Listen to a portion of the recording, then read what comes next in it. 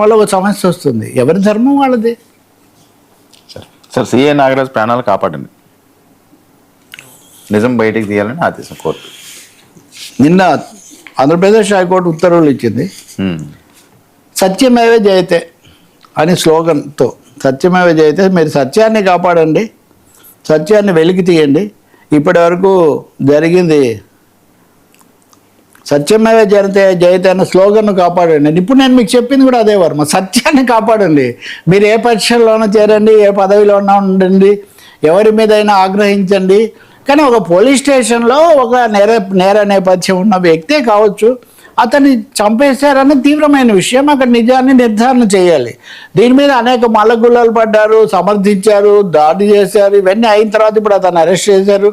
ఇప్పుడు అతన్ని అరెస్ట్ చేసిన తర్వాత మేము జైలు బయట కూడా మేము విచారిస్తాం, మాకు అనుమతి ఇవ్వాలి, దానికి కింద మేజిస్ట్రేట్ కోర్టు ఇచ్చిన ఉత్తర్వులు ఆటంకంగా ఉన్నాయి అని పబ్లిక్ ప్రాసిక్యూటర్లు వీళ్ళు ప్రభుత్వ న్యాయవాదులు అడిగిన తర్వాత హైకోర్టు దానికి సమ్మతించి మీరు ఇప్పటికే చాలా ఆలస్యమైంది కాబట్టి ఇప్పటికైనా మీరు తేలండి, జాతీయ నినాదమైన సత్యమేవ జయతే సమగ్రతను కాపాడుతూ నిజాన్ని వెలికి తీసేందుకు శాస్త్రీయ పద్ధతిలో నిష్పక్షపాతంగా విచారణ జరపమని ప్రత్యేక దర్యాప్తు బృందం సిట్ అధికారులను హైకోర్టు ఆదేశించిందంట.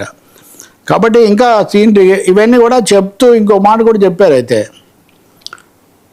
పారదర్శకత, నిష్పాక్షికత ఇవన్నీ ఉండాలి. అదే సమయంలో అతని ప్రాణాలకు హాని ఉంది అంటున్నారు కదా బయట. కాబట్టి ప్రాణాలకు హాని కలగకుండా చూడండి, ఇది చాలా ముఖ్యమైన విషయం అండి. ఒక పోలీస్ అధికారి గురించి పోలీసుల ఆధ్వర్యంలో సిట్ దర్యాప్తు జరుపుతుంటే హైకోర్టు దానికి అనుమతి ఇస్తూ అతని ప్రాణాలు కాపాడేందు విధంగా మీరు ఉండండి, ప్రాణాలకు ముప్పు లేకుండా చూడండి అని చెప్పటం అంటే పరిస్థితి ఎంత సంక్లిష్టంగా, ఎంత ఉద్రిక్తంగా ఉందో తెలుస్తుంది.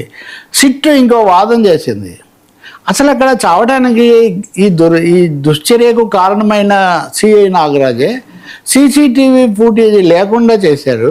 ఇప్పుడు తన మీద దర్యాప్తు చేసేటప్పుడు మటుకు కెమెరాలు ఉండాలి, ఇది పూర్తిగా చేయాలని అడుగుతున్నారు. ఇది ఎంత విడ్డూరంగా ఉందో చూడండి అని సిట్ అడిగింది.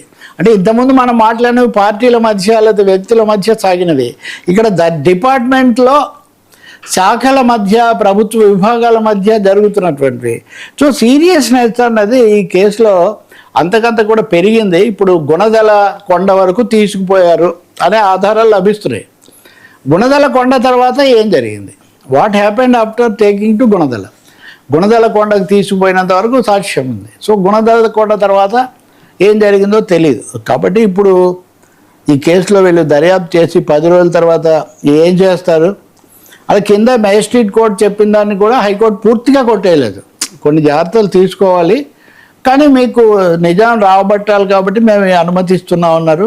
అదే సమయంలో క్రాంతి కుమార్ మరణం అన్న దాని మీద కూడా కేసు నమోదు చేశారు. కాబట్టి అది కూడా ఇప్పుడు సిఐ నాగరాజు చెప్పాల్సి ఉంటుంది. ఇవన్నీ మరి ఎలా దారితీస్తాయి, ఎవరి పేర్లు చెప్తారు, కొంతమంది అసలు ఎంత అడిగినా పేరు చెప్పట్లేదు అనేది ఒక పెద్ద సమస్య. ఇప్పుడు అది రావణ్ విషయంలో కూడా ఉంది. మేము ఎంత విచారించినా డబ్బులు ఎక్కడి నుంచి వచ్చాయో, స్క్రిప్ట్ ఎవరు ఇచ్చారో అతను చెప్పట్లేదని వాళ్ళు అంటున్నారు అనమాట. ఇప్పుడు నాగరాజు పరిస్థితి ఏంటో ఇంకా చూడాలి మనం. సార్ అమరావతిలో భూసేకరణ బాంబు రాయితీలతోనే వార్నింగ్. చంద్రబాబు